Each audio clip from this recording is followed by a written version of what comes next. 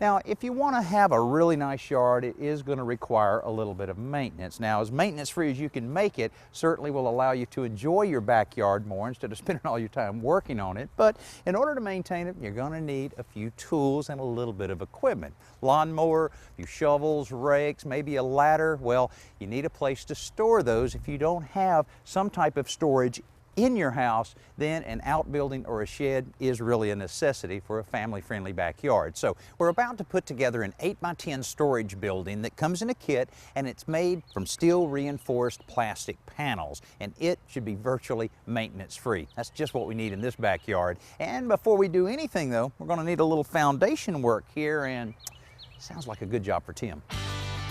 What you need for this kind of building is a stable, flat, level surface, so a concrete pad or pavers would do the trick, but the ground here is a little uneven, so that would take a lot of work and effort.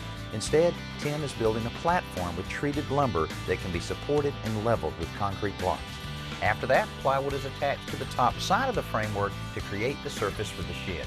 Laying out all the pieces so you can identify what you need first is a great way to start this kind of project. And for this shed from Lifetime, that means the flooring panels.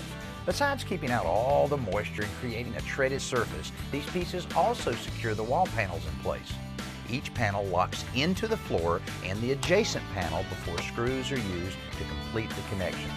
Because these plastic panels are reinforced with steel, they're plenty rigid but not too heavy. It's a pretty simple process where one section builds on the previous one as the shed goes together. And though these guys are pros, this is the kind of thing you can do yourself in a few hours on a Saturday.